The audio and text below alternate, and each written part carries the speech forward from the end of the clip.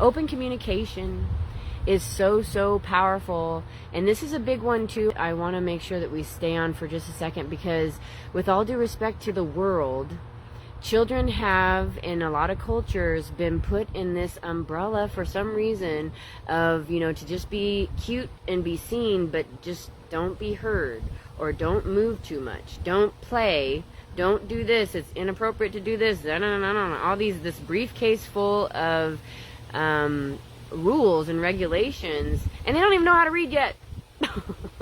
So we're expecting them to be able to go through the small print, like when you sign an application. None of us do it. We just click, sure, we'll agree to these terms, and then we'll just complain later if it doesn't work, right?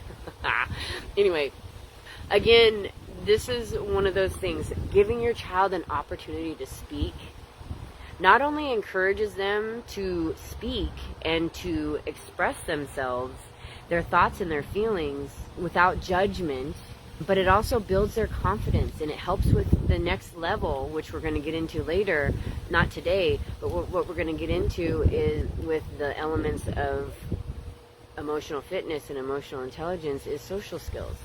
It helps them to learn social skills. But the main thing for parents is that they have to have a safe place to come to without judgment. When your children have to know that they can tell you anything and that you are not going to condemn them. Conviction is way different than condemnation.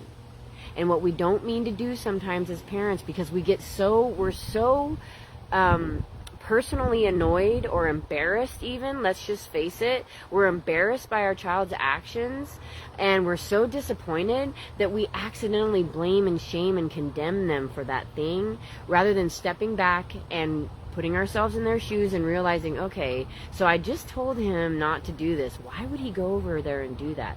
Take a moment to ask yourself that question before you lay down some type of a hammer. Please, please, please.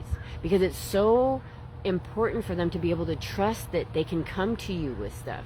I can say from experience that what's interesting for me is I had technically two different parenting styles coming at me at the same time. So one of my parents I have that open communication with, and a very deep and interesting bond that's different than the one that I feel like I can't say certain things to without it becoming something that is not powerful. And it's not just the idea of not wanting to be in trouble. It's the feeling that there's a different feeling from being convicted and being made to take responsibility for your actions, and being condemned and made to feel bad and that you are not good for what it is that you've done, when you're just a human and you're going to make a mistake. So the mistake should not be tied to who I am or what I am or what I'll be able to accomplish. It should be tied to what can you do next time that's not going to be that way, and to take responsibility and to feel the consequence. Usually you got to lose something. Whatever you've done that is not powerful needs to come with a consequence. Whatever you've done that is powerful needs to come with a consequence. This is a time when you're going to learn with me that I use words that usually are only used in a negative connotation, but I want to be able to break the world into understanding that words have a positive and a negative connotation a lot of times. Most times there is evil and good with everything. The world gets delivered something, and then the darkness pulls it this way and light pulls it this way. Light always ends up winning, but darkness does seem like it's winning. So what we're trying to do is take the darkness, the light, back out of the darkness and push the darkness away so that we can have a bonded relationship. It helps them feel secure, again, and it helps them to be able to share their experiences with you. Have you ever felt like your child doesn't talk to you? Have you ever felt like they just don't care what you think? Have you ever felt like your child just doesn't listen to you? Have you ever realized that your child just possibly is just projecting the feelings that have been given to them? Let me give you an example of such innocence. Okay, parents, this is not an attack. It's so innocent. It can happen this easy. You have just had an atrocious day at work, yet you just made a whole bunch of money for your boss.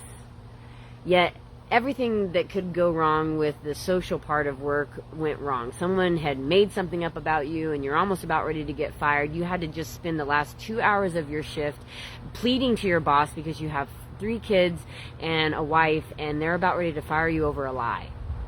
And then you have an hour drive home and you finally get home and the first thing that happens when you walk in the door is your 4-year-old comes up and goes, Daddy, Daddy, look at this. And you're like, oh, honey, please. Okay, just a second. I'll get there in just a second. Because all you want to do is see your wife and give her a hug. That moment right there, for the child's perspective, is a time where they've just gotten, there's that communication that they were trying to give you was shut down. It was not open. The door was slammed in their face. They don't understand what you went through.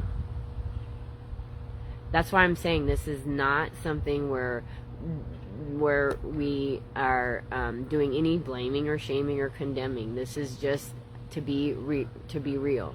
That type of stuff happens. Another thing is when a child comes back from playing a game, if your first question is, did you win? Very common. Very common. Hey, you had a game today? Huh. Did you win? No. Whenever I see a child do this, it makes me, my head gets so hot. I'm not joking.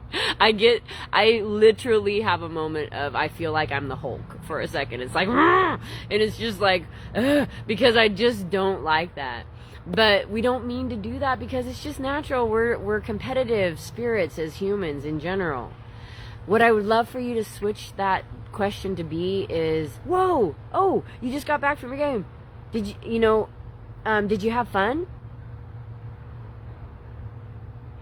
And you'd be surprised that, yeah, I had fun, but I didn't win. When they start doing that, that's our job, to pull their shoulders back up. Well, what did you do? So you said you had fun. What did you do? Oh, everything went wrong? Oh my gosh. Are you just going to quit now? Are we done? Or are you going to go back and are you good? Like how bad could it have been? Oh, everything.